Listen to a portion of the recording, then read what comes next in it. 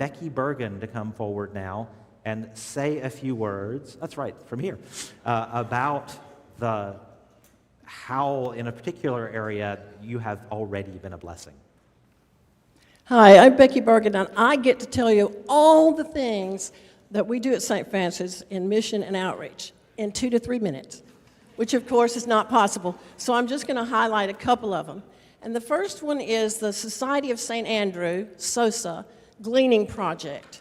And we have lots of farmers in our area within an hour or two that invite SOSA volunteers to come to their farms and glean their produce. Sometimes we're gleaning the leftovers, which prevents food waste, and sometimes we have farmers who give us the first fruits. And it's a wonderful experience. And you go to endhunger.org to find out all the details that I can't give you now. But it's a great thing to do. I do it occasionally, and I consider it part of my sweat equity commitment to St. Francis, one of them. But everything we do doesn't require sweating. You may not want to dig in the dirt or swing a hammer for habitat or move furniture, but there's lots of things in that narrative budget in the mission and outreach page, which is 3 pages long. Go back and read it if you haven't, because there's just lots of wonderful things that are going on. But I encourage you to look at endhunger.org and join us in gleaning. The last time I went, I took my 2 teenage grandsons with me, and we got to go to Jason Brown's farm.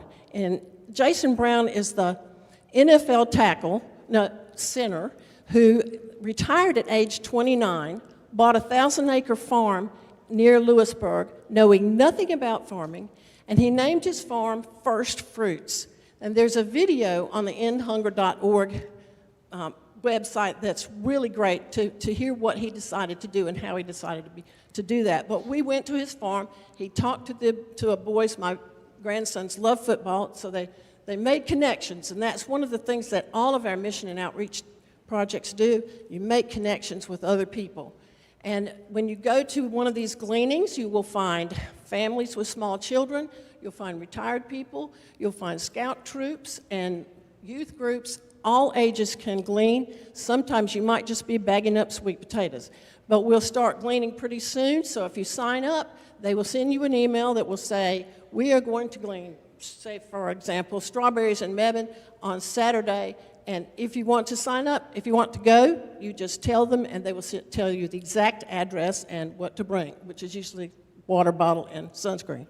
And you can glean with us, and you'll make connections with wonderful people, church people from all over who like to do that. So go to endhunger.org or meet me out in the gathering space afterwards, and I'll give you some more information on that. Now, the second project I want to tell you about was the brainchild of one person, Pam Hayes. Wave at us, Pam. She doesn't try to take any credit, but she thought about how wonderful it would be to have a book club at the women's prison in Raleigh.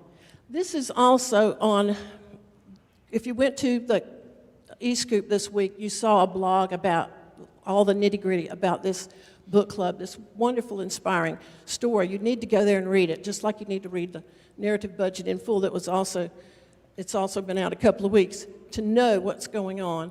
But she got a grant to have some books, and she got the permission. It took her some time to get permission to go into the women's prison and have this book club, and she's been doing it for several years now. They're up to their 105th book that she's worked with these young ladies, these new incarcerated friends that she's made, and their lives have been changed, and hers has too.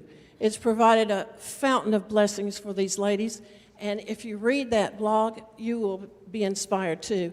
And it's also a lot of fun for Pam.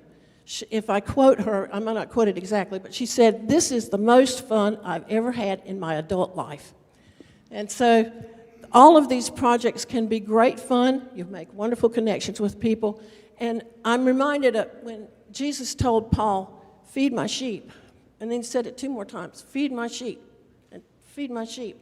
I don't think he was just saying, put food in the mouths of hungry people.